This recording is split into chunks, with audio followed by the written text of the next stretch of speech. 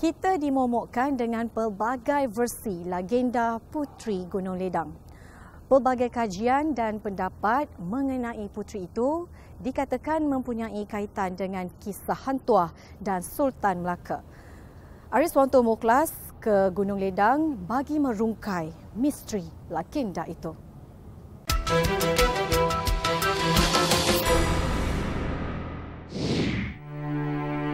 Sebuah jambatan emas yang dibina dari Istana Melaka hingga ke puncak Gunung Ledang.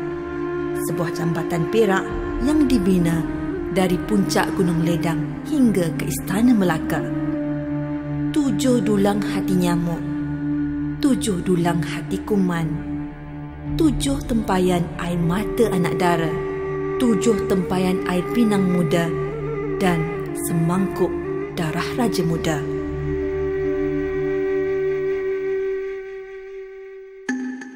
Mendengarkan nama Puteri Gunung Ledang, pasti terbayang raut wajah seorang puteri yang cantik jelita, yang tinggal jauh di pergunungan. Walaupun kisah ini sudah ratusan tahun lamanya, aura Puteri Gunung Ledang masih mekar mewangi di muka bumi Nusantara ini. Pelbagai versi yang dicoretkan dalam fiksyen maupun media massa mengenai asal-usul Puteri Gunung Ledang. Kadangkala, versi ini mengelirukan kerana pengkaji sejarah dan sastra sering mengeluarkan pandangan berbeza. Kadangkala ia ditokok tambah demi mencantikkan cerita.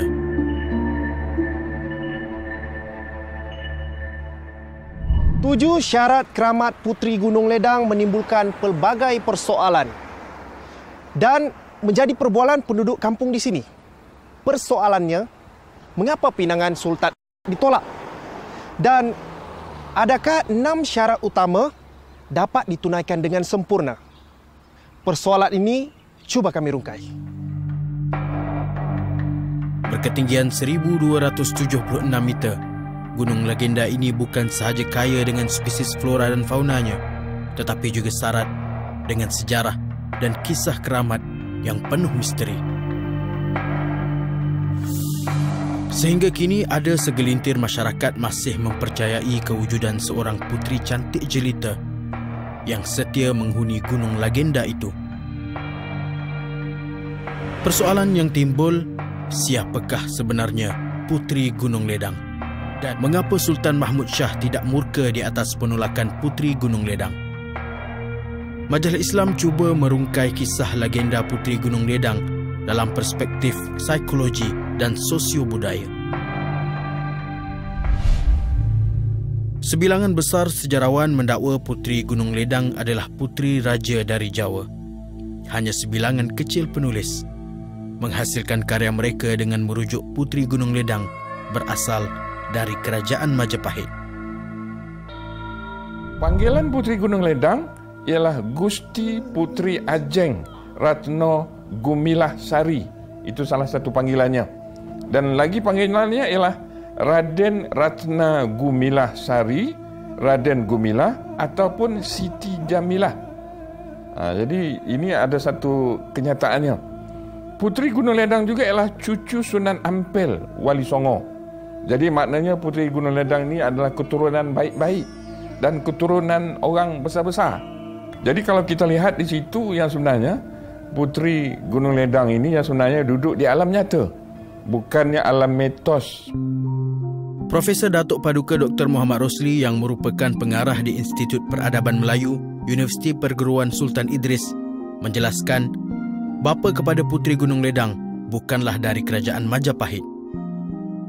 Baginda dikatakan anak Sultan Demak pertama 1478 hingga 1518 yang memerintah di Jawa Tengah, yang dikenali sebagai Sultan Alam Fatah Al-Akbar. Manakala ibu Puteri Gunung Ledang bernama Siti Murtasimah, anak kepada Maulana Ahmad Rahmatullah atau Sunan Ampel, yang dikenali dengan nama Wali Songo oleh masyarakat Islam Nusantara.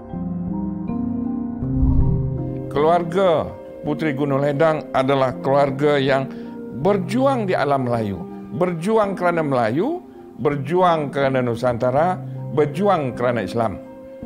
Tapi kalau dapat kita lihat Pulau Besar, Gunung Ledang, Ianya berhampiran dengan beberapa gunung di Negeri Sembilan, iaitu Gunung Angsi, Gunung Berembun, dan Gunung Jono dan Gunung Datuk. Dan kesemua gunung-gunung ini adalah tempat penting dari segi Kesultanan Melayu dahulu. Kerana gunung ini adalah tempat pertahanan, tempat menimba ilmu, dan tidak mustahil bahawa di gunung-gunung ini juga sudah ada pentadbirannya, sudah ada kerajaannya. Dikisahkan Raja Majapahit ketika itu, Raja Brawijaya V beragama Hindu telah melarikan diri ke Bali setelah kerajaannya diruntuhkan pendakwah Islam yang dibantu pengikut Wali Songo pada tahun 1478. Setelah itu berdirilah kerajaan Islam Demak di Jawa Tengah yang dipercayai dipimpin oleh bapa kepada Puteri Gunung Ledang, Sultan Alam Fatah Al-Akbar. Cinta datang tanpa diundang. Dia datang bagai sakti, bagai mekar kembang pagi. Pada suatu malam sunyi, angin dingin menusuk kalbu. Datang seorang puteri rupawan berasyik masuk dalam mimpi baginda Sultan. Terlalu luar biasa akan rupa perempuan itu, membelai dan menggoda baginda sehinggakan tidak ingin terjaga dari mimpinya.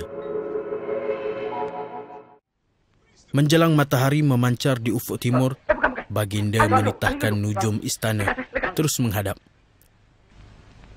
Lalu ditanyakan, siapakah perempuan tersebut yang muncul dalam mimpinya? Lalu dikabarkan, perempuan itu adalah Puteri Gunung Ledang, penjaga Gunung Ledang sejak ratusan tahun yang lalu.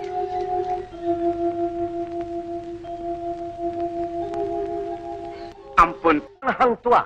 Maka bermula perjalanan Hang Tuah, Tun Mamat dan beberapa pegawai istana untuk meminang Puteri Gunung Ledang. Hanya Puteri Gunung Ledang. Bahkan Puteri Kayangan sekalipun patut sanggup menyembahkan ke bawah duli tuanku. Dari segi keislaman, dari segi adat, dari segi kemelayuan dan dari segi budaya. Jadi tidak boleh kita pisahkan dalam soal itu. Jadi kalau kita dapat lihat, cerita ini ada cerita di dunia nyata, dan ada cerita yang saya panggil di dunia yang tidak nyata. Dunia tidak nyata ini saya istilahkan sebagai cerita sastra. Itu yang dikatakan ada unsur-unsur mitos. Jadi ada dikatakan bahawa Tun Mamat sampai ke puncak. Ada yang mengatakan Laksmana Hang Tuah sampai ke puncak. Dan ada syarat-syarat peminangan darah anak Sultan Ahmad. Dan ada hati nyamuk dan berbagai-bagai lagi.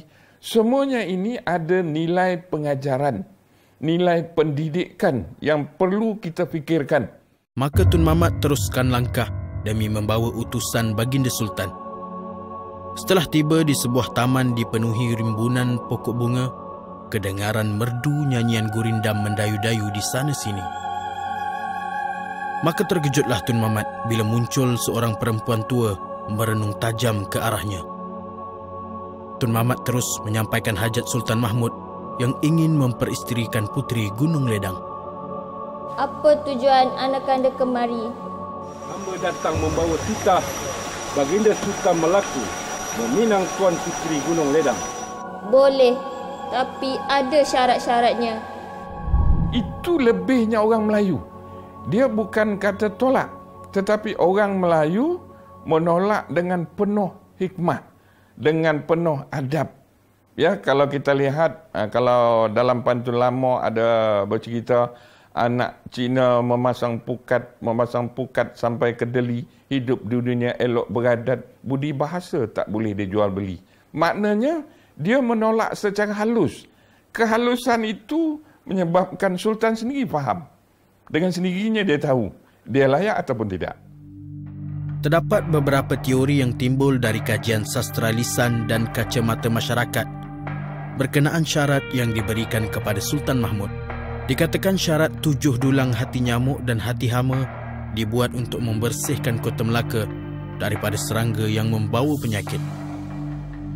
Syarat itu juga menggambarkan sikap Sultan Mahmud yang sanggup menggadaikan hati rakyat jelata demi mencapai matlamat yang dihajatkan.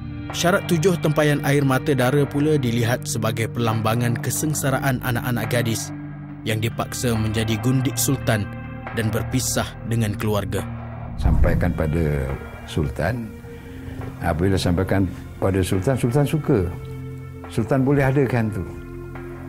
Sebenarnya Puteri Gunung Ledang tu dia cuba nak tengok kebijaksanaan Sultan. Bukan dia menolak kerana dia tak dapat darah anak dia. Dia menolak ni kerana kezaliman. Selain itu, syarat semangkuk darah putera mahkota pula bagi menyedarkan Sultan Mahmud tentang tanggungjawab utama baginda sebagai pemerintah Melaka. Hanya tempurung kelapa itu saja yang masih kosong. Penolakan Puteri Gunung Ledang bukan atas sebab raja tidak boleh mengadakan barang-barang itu, tetapi kerana perjalanan Puteri Gunung itu sendiri adalah perjalanan dalam bentuk kelembutan hati. Jadi bila Sultan hendakkan sanggup membunuh anak kerana satu orang perempuan, disitulah berlakunya penolakan. Dalam filem Puteri Gunung Ledang terbitan 1961 keluaran KT Keris juga memaparkan babak Sultan Mahmud menghunus keris ke tubuh Tun Ahmad, namun sempat dihalang oleh Puteri Gunung Ledang.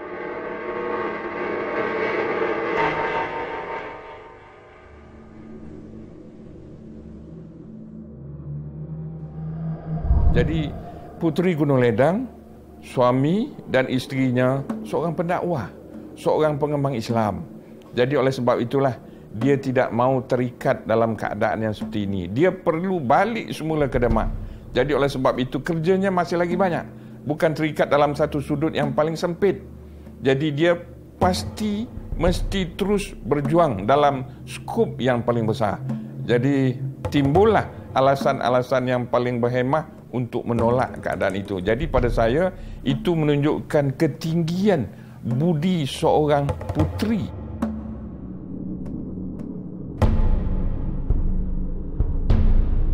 Mat Nur Jamian, 66 tahun sudah sekian lama berkhidmat sebagai ranger di hutan lipur Gunung Ledang ini.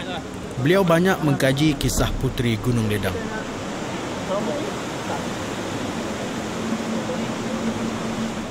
Kedaulatan Kesultanan Melayu Melaka, kita bukan duduk pada kuatnya pemerintahan, tetapi adalah pada kedaulatan. Kedaulatan Kesultanan Melayu Melaka, dan pada saya Sultan Mahmud bukanlah sebenar raja yang layak untuk menduduki kata Gunung Ledang. Dikatakan laluan Hang Tuah bersama rombongan istana menuju ke puncak Mahligai melalui perkampungan orang asli Ai Tawas Tangkak, Padang Silat, Jeram dan Bukit Botak. Lama tak jumpa tu. Kru Majalah Islam ke kampung Air Tawas, Tangkak Johor bagi mendengar sendiri cerita daripada masyarakat orang asli berkenaan dengan legenda ini. Bila saya cakap Gunung Ledang ni jangan main-main. Banyak silah-silahnya tapi orang tak tahu. Suka tabuh ni, buang itu. Sebenarnya. Tidak tu, kadang dia duduk macam saya ni kita bukan nampak. Kadang kena tempeleng lah, kena apa, sakit orang tu, macam lah. Jaga silah-silah tu, tahu dari pantang larang situ. Menurut Tok Batin Linggit, di Gunung Ledang ini terdapat sebuah gua yang menjadi lokasi pemujaan segelintir pengunjung untuk mengubati penyakit dan meminta hajat. Mereka percaya gua itu tempat Tuan Puteri bermain. Okey, sama. Jalan baik-baik ya. Okey, ini kawan lama.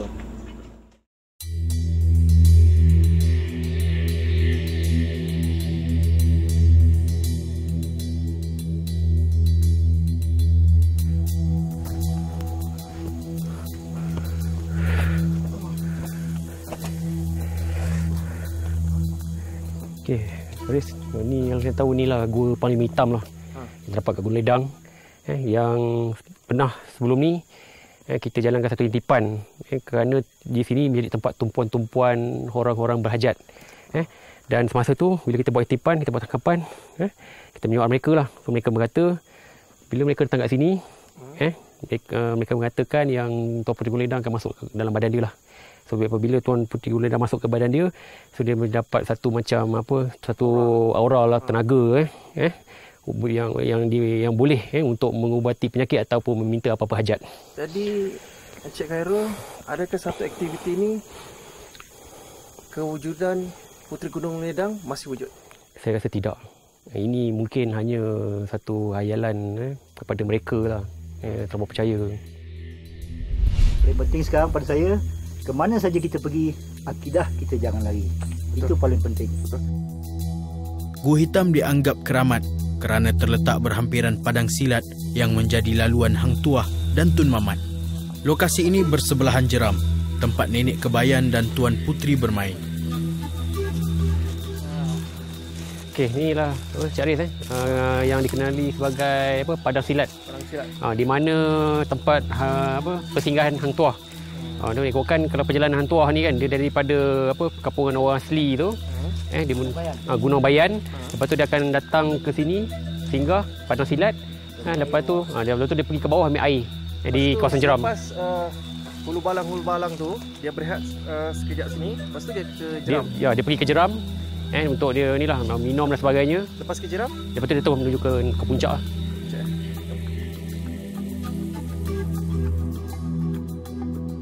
Sejarah Puteri Gunung Ledang perlu diterjemahkan dalam karya yang bersandarkan fakta yang jelas supaya tidak dilihat sebagai mitos semata-mata.